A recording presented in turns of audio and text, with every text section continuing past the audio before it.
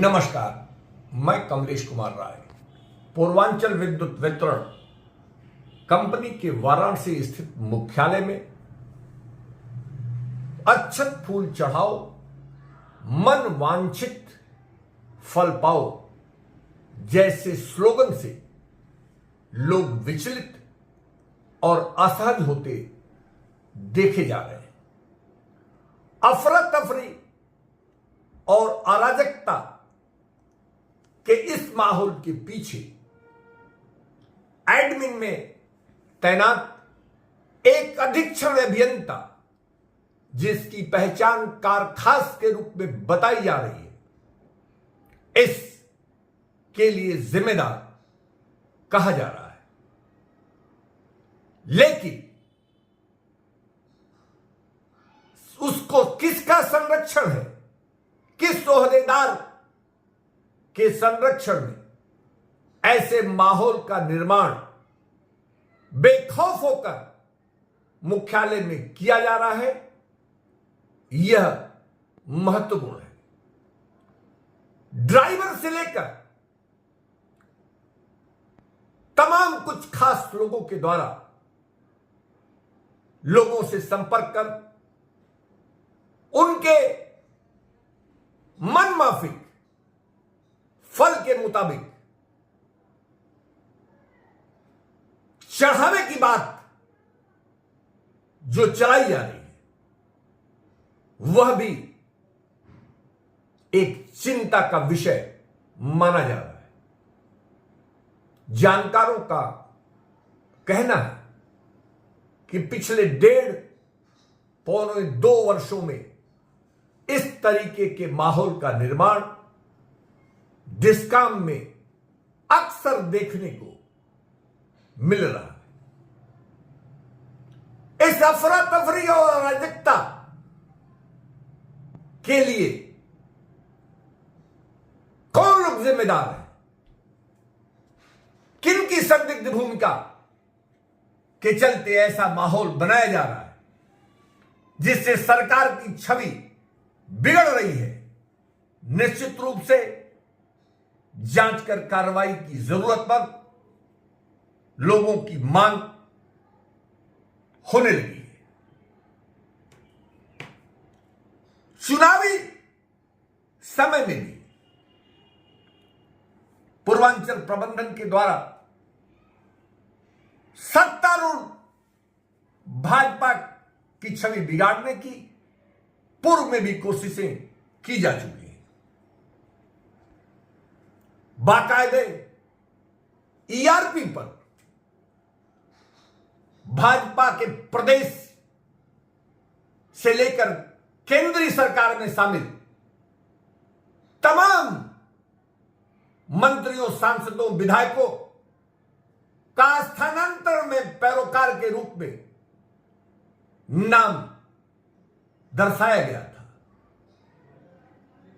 जिसे उपभोक्ता मंच के द्वारा उठाए जाने के बाद हड़बड़ी में डायरेक्टर एडमिन के द्वारा डिलीट किया गया। लेकिन वर्तमान में भी संबंधित सूची से लेकर डिलीशन तक के साक्ष्य उपभोक्ता मंच न्यूज चैनल के पास मौजूद है। पूर्वांचल प्रबंधन 12 महीने प्रशासनिक आवश्यकता के हथियार से लहलहाती स्थानांतरण की फसल काटने के लिए जानी जाती है। सर्वोच्च न्यायालय के गाइडलाइन के विपरीत ऐसे स्थानांतरण किए जाने की चर्चाएं हमेशा से रही हैं। यहां तक कि सर्वोच्च न्यायालय के निर्देश पर चीफ सेक्रेटरी की अध्यक्षता में गठित कमेटी से भी शायद कभी भी पूर्वांचल प्रबंधन के द्वारा स्थानांतरण के पूर्व कोई अप्रूवल नहीं लिया जाता है। वर्तमान समय में भी जिस ढंग से पूर्वांचल प्रबंधन के द्वारा लगभग 693 लोगों का स्थानांतरण किया गया, वह भी अपने में एक बड़ा रिकॉर्ड है। 8 अधीक्षण अभियंता, 39 अधिशासी अभियंता समेत 193 लिपिकों के साथ 304 TG2 कर्मचारियों, जिसमें लाइनमैन, मीटर रीडर और GMTR शामिल है, के स्थानांतरण किए गए। खास बात यह है कि ऐसे कर्मचारियों जिसमें मुख्य रूप से लाइनमैन और GMTR शामिल हैं, उनके सेवा मुक्त होने में 3 वर्ष से कम समय होने के बावजूद उनका जोन बदल दिया गया।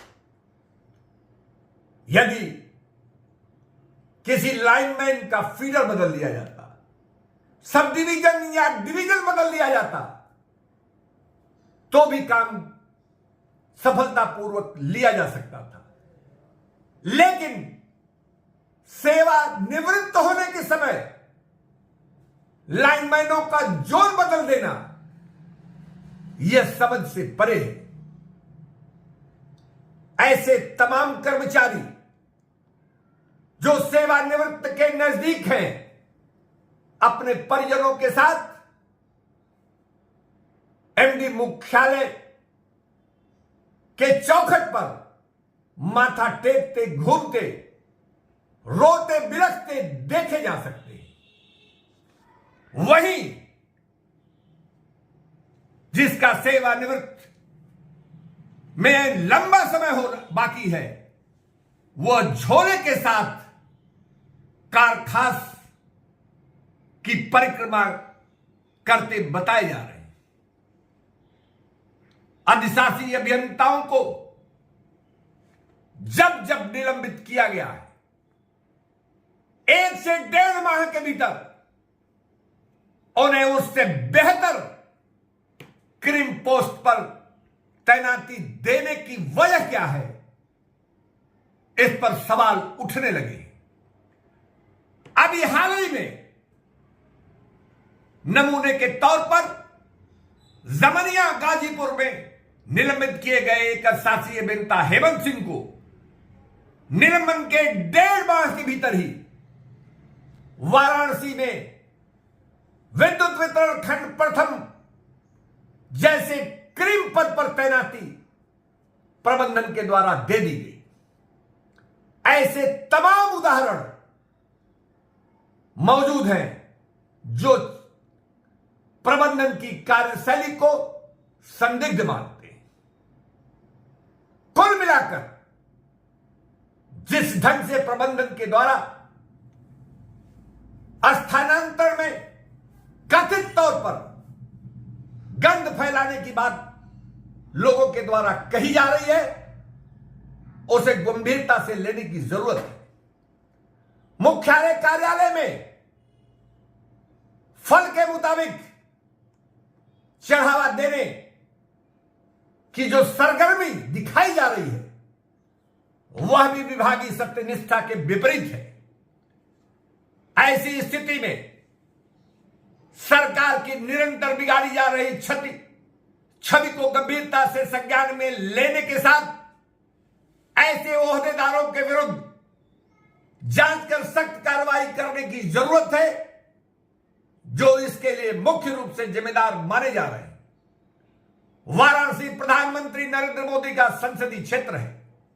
निश्चित रूप से पीएमओ भी इस संवेदनशील विषय को गंभीरता से जरूर लेगा। उपभोक्ता मंच, न्यूज चैनल मुख्यमंत्री योगी आदित्यनाथ से लेकर चेयरमैन यूपीपीसीएल और पीएमओ से इस बात का आग्रह जरूर करेगा कि पूर्वांचल विद्युत वितरण प्रबंधन के द्वारा लगातार स्थानांतरण में की जा रही घपलेबाजी की बड़े पैमाने पर जांच कर संबंधित जिम्मेदार अधिकारियों की जवाबदेही तय करे और ऐसे लोगों के खिलाफ सख्त कार्रवाई सुनिश्चित की जाए। उपभोक्ता मंच के लिए आज बस इतना ही। नमस्कार।